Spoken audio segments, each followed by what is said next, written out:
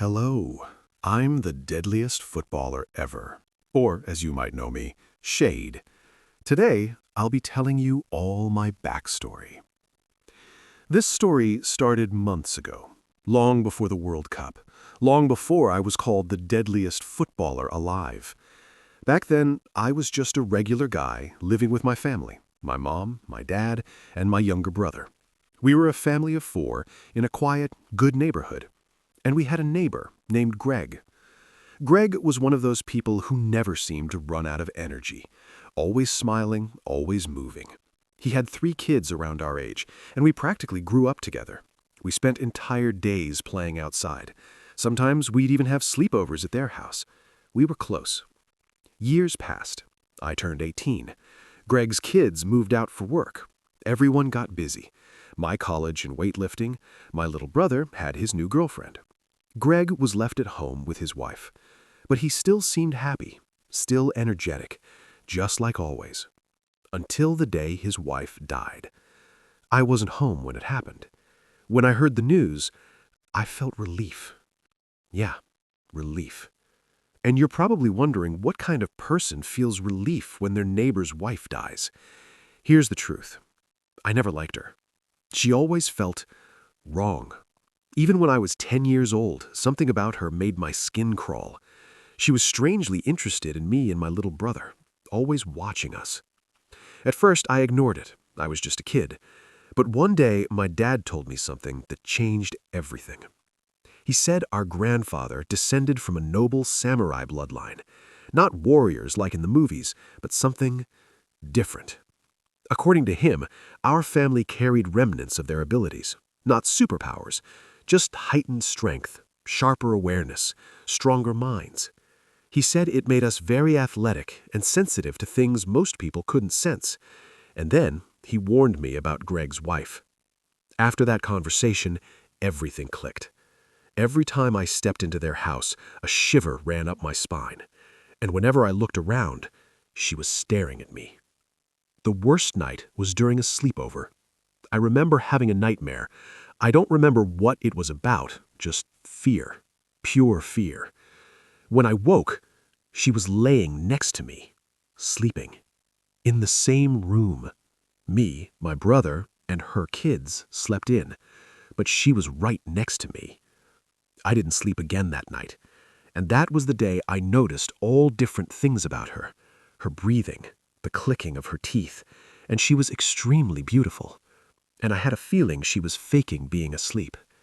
That was my last sleepover in that house. But here's the part that really messed with me. 10 years passed. She didn't age, not even a little. Her funeral was massive. The whole town showed up. Greg was well known, and people respected him. His 3 kids came back home crying. And there I was, spineless, not feeling a single drop of sadness. I felt like a terrible person, but something felt unfinished. Strangely, Greg wasn't at the funeral. No one saw him there. When I asked his oldest son, Noricum, he said, he's at home, sitting in Mom's usual spot. The next day, my brother and I went to check on him. The house was noisy. All 3 siblings were there with their families. But when I walked in, everything went quiet in my head. Greg was sitting exactly where his wife used to sit. Same chair, same posture, and he was staring at us, just like she used to. That same cold feeling crawled up my spine, but this time, it wasn't coming from her. It was coming from him. He looked worn out, pale, thinner, but somehow still energetic. Too energetic.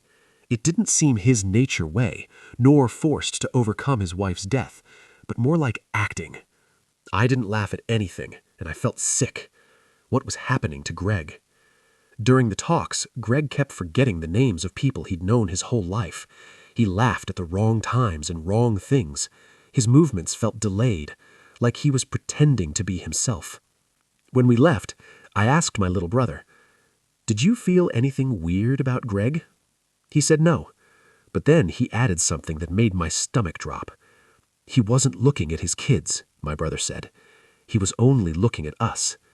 Maybe he's grieving on his wife's death. He couldn't look at his children in the eyes. To me, that wasn't grieving at all. I couldn't sense a shred of sadness from him. That felt like we were talking to Greg's wife instead of Greg. I couldn't bring myself to say that to my brother, because I convinced myself that I was mistaken.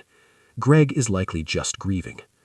And that was the first great mistake I made my whole life. Days passed. Greg's kids left one by one until the house next door was quiet again. Too quiet. When I ran into Noricum, he looked exhausted. He pushed us out, he told me. Said he didn't want us hovering over him. Said grieving is easier alone. That didn't sit right. Greg hated being alone. Now he was choosing it. Meanwhile, my little brother was living his best life. He started bringing his girlfriend over almost every day, and she was insane, beautiful, hot, calm, confident, way out of his league. I even told him that. How did you pull that? He smirked. She came to me. That part stuck with me. What did she see in him? She came to him? Life is unfair. Her name was Aya. Sweet voice, soft smile, perfect manners. My mom loved her instantly. She's like the daughter I never had, she'd say. My dad? He barely looked at her. He'd just sit there, watching, thinking.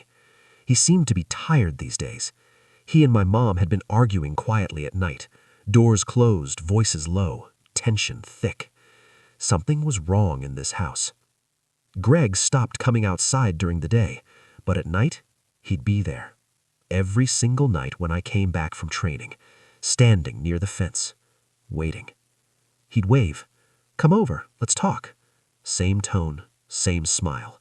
And every time, my chest tightened. I'm tired, Greg. Maybe tomorrow. Tomorrow never came, because my body refused to walk toward him, and I trusted my body more than my thoughts. One night, my brother came into the living room. Aya's staying over. It's late. She lives an hour away. I shrugged. Whatever. I took the couch. Let them have our room. I'd be a huge wheel if I didn't do so. I fell asleep fast that day. Never imagined a couch will be so comfortable, for one person at least. I don't remember the dream that followed, but it was just pressure, like something was hovering over me. Déjà vu feeling. I snapped awake, and my heart almost stopped. Aya was inches from my face, staring at me. I froze. Her face was so close I could feel her breath. Her expression seemed affectionate. I was confused and at a loss. I've never had a girl this close to me before, and why did she have to be my brother's girlfriend? Then she tilted her head, slowly, too slowly. Her neck adjusted in a way that didn't look painful, just unnatural. And she leaned in. My virgin brain wasn't programmed for this, so I sat up quickly, pushing her away, asking, "What the hell are you doing?" For half a second, her expression dropped completely. No warmth, no softness, just observation. And that's when I felt the same cold pressure I used to feel in Greg's house, the same warning. Or it was the same thing. I grabbed my head like I was dizzy, trying to play it off. That was my second biggest mistake, because she saw it. She knew I knew, and now we were both pretending. He said most boys she got this close to would go for a kiss. Why I didn't? Then she stood up calmly, walked upstairs.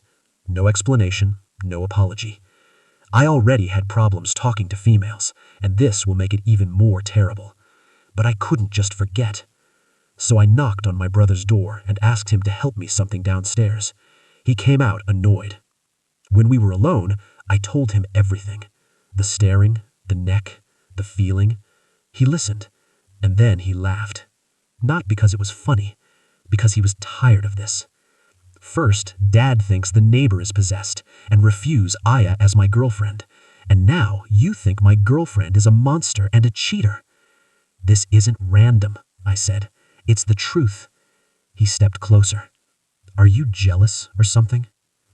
That hit harder than it should have. I'm not jealous.